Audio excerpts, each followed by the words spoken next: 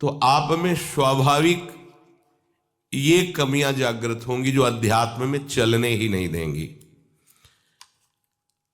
ब्रह्मचर्यहीन के लक्षण, जिन्होंने ब्रह्मचर्य का नाश किया है, अपने आप जांच लेना।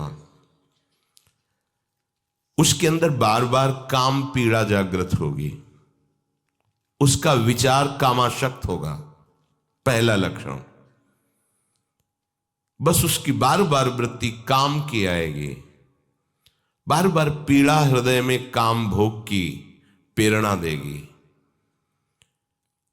वो इतना असमर्थ होने लगता है कि आंख मिला के बात करने की भी हिम्मत नहीं रह जाती उसमें। हर समय उसके अंदर एक हीनता सी छा जाती है। वो बहुत चालाकी से अपने को छुपाना चाहता है, झूठ बोलता है, थोड़ी ऐंठन भी दिखाना चाहता है कि मैं कुछ हूं, पर अंदर से खोखला हो जाता है। ये दुर्गुण उसके अंदर जागृत होते हैं जो ब्रह्मचर्य का नाश करता है। उसके चेहरे में प्रसन्नता कभी झलक ही नहीं सकती, दुखी व उदास, जो ब्रह्मचर्य का नाश करता है। देखने से इस बदसूरत नजर आने लगेगा, चाहे जितना गोरा हो, चाहे जितना ऊपर से चिकनाहट लगाए हो, लेकिन उसके कपोल और नेत्र बदसूरत होंगे। चिकनाहट से मतलब नहीं है, एक आकर्षण होता है भागवतिक, वो उसमें नहीं होगा। स्वभाव बड़ा ही रुक्ष होगा, कड़ुआ होगा, बहुत ही हल्के स्वभाव का आदमी होगा। विश्वसनीय तो हो ही नहीं सकता, कामी पुरुष विश्वसनीय नहीं होता। वो कभी भी बदल सकता है, उसमें क्षमता नहीं है एक बात पर टिके रहने की। वो कसम खाए तो भी बहुत शीघ्र अपनी कसम तोड़ देगा। स्वभाव में कभी उसकी प्रसन्नता नहीं होगी, स्वभाव उसका चिड़चिड़ा बन जाएगा।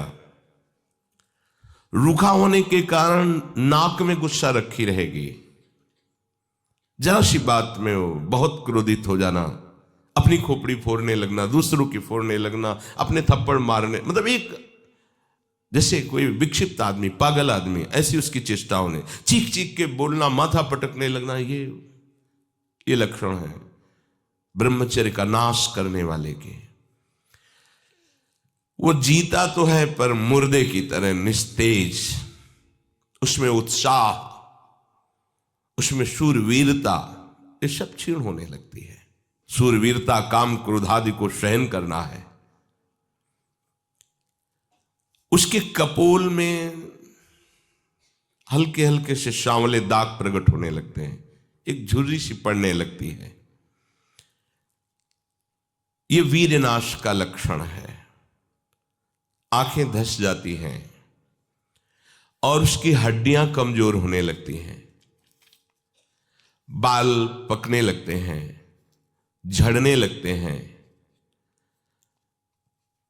वीर भगवान के द्वारा दी हुई वो शक्ति है जिससे भगवत प्राप्ति में बहुत सहयोग होता है। ये जानबूझकर ऐसी क्रिया करते हैं जिससे वीरपात हो। रोग न रहते हुए भी इनको बहुत सी पीड़ाएं स्वाभाविक प्रारंभ हो जाती हैं।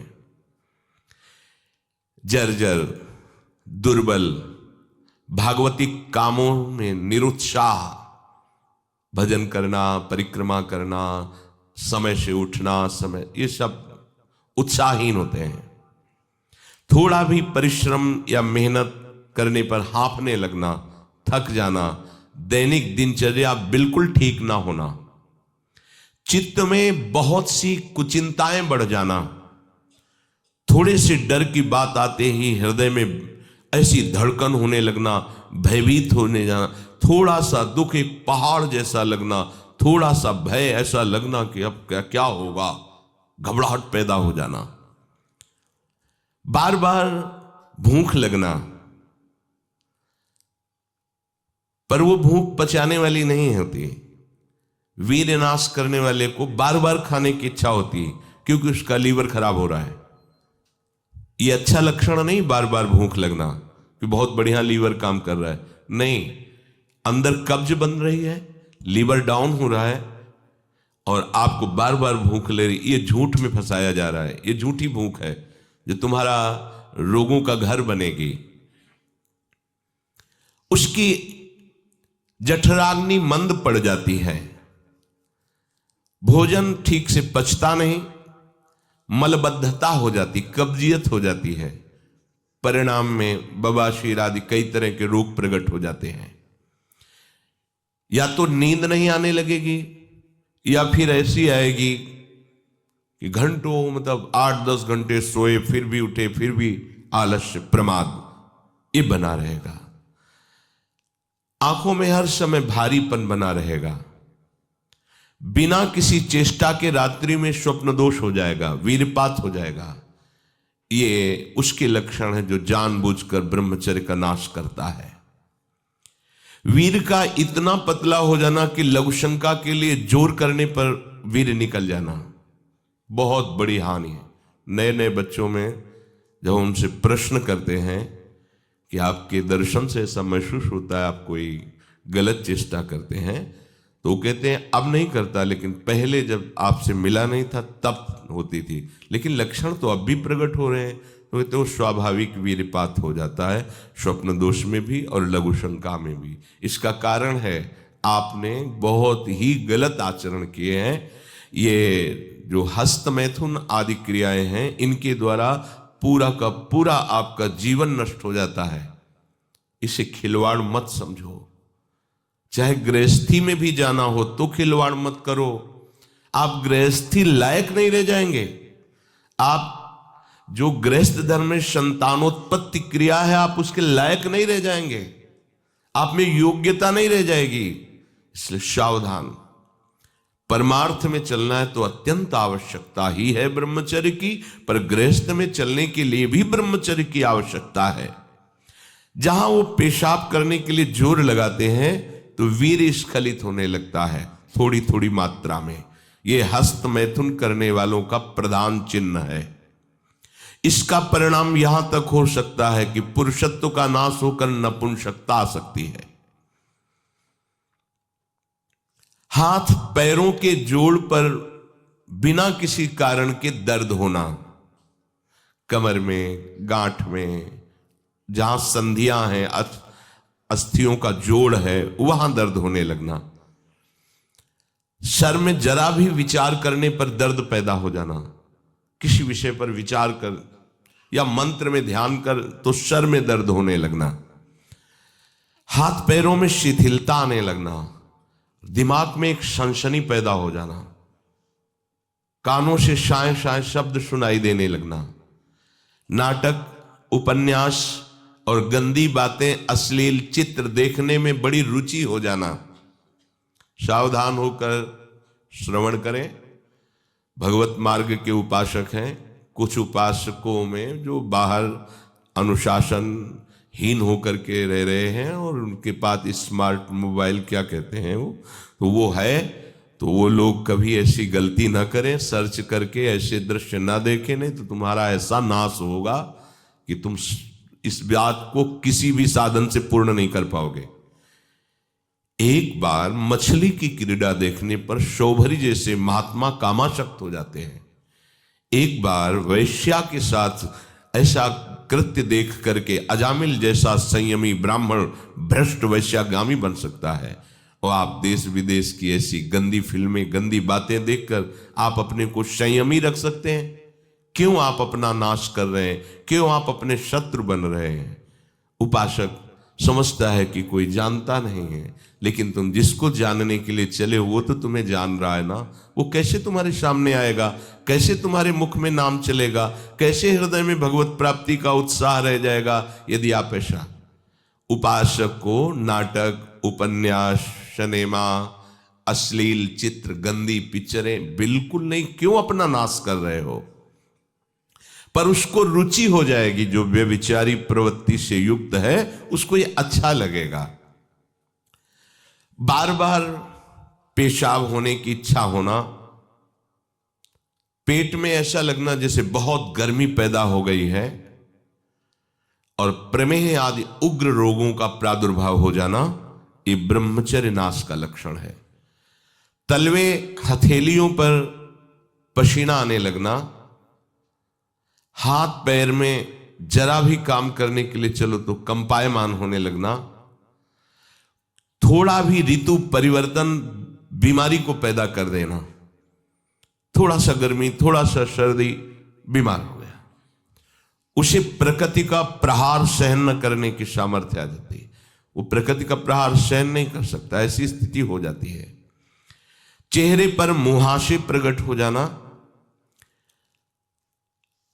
कभी कभी अचानक खड़े होने पर आंखों के सामने अंधेरा छा जाना, अधिक वीरपात होने पर मूर्छा भी आ जाना, स्मरण शक्ति का ह्रास हो जाना, बहुत बार प्रयास करो फिर भी याद नहीं होगा। और ब्रह्मचर्य सही है तो एक बार बोल दीजिए, 100 वर्ष बाद सुन लेना, वो अपने आप स्थापित हो जाएगा। ज्यादा पढ़ना लिखना नहीं पड़ता, एक बार बोलिए, 100 वर्ष बाद पूछ लीजिए, 100 वर्ष बाद उसकी स्मृति वैसे ही बनी रहेगी यदि वो ब्रह्मचारी है। चित्त का अत्यंत चंचल हो जाना, चित्त में बिल्कुल बल ना होना कि हम विषय से हटा के प्रभु में लगा सके, ऐसी सामर्थ्य नहीं, दुर्बल हो जाना, बार बार प्रतिज्ञा करना पर उसका निर्वाह न कर पाना, आज से मैं ऐसा नहीं करूंगा, 1 2 3 फिर गिर गया, वहीं गिर गया। हर कार्य बीच में छोड़ देना, किसी भी कार्य को सांगोपांग न करना, ये वीर्य पात करने वाले के लक्षण है। दिमाग में भयानक गर्मी रहना, नेत्रों में जलन उत्पन्न हो जाना, वह बिना किसी कारण के नेत्रों से पानी बहना, बहुत कम गलती में भारी गुस्सा आ जाना, बहुत कम लाभ में फूल जाना, अहंकार आ जाना, कम लाभ में भी कोई लाभ नहीं, छोटी मोटी वस्तुओं के प्राप्त होने पर अहंकार आ जाना, माथा, कमर, मेरुदंड, छाती, इनमें बराबर दर्द बढ़ते जाना, बड़ी हालत खराब हो जाती है।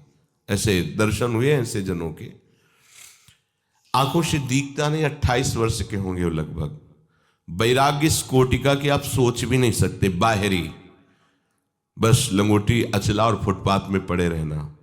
पूर्व विद्यार्थी जीवन में विद्यार्थियों के साथ हस्तमैथुन करने का अभ्यास वो इतना दृढ़ हो गया था कि 10-10, 15-15 बार एक दिन में स्वाभाविक ऐसे, तो उनकी हालत ये थी कि आंखों से दिखना बंद हो गया था, खड़े होने की सामर्थ्य नहीं।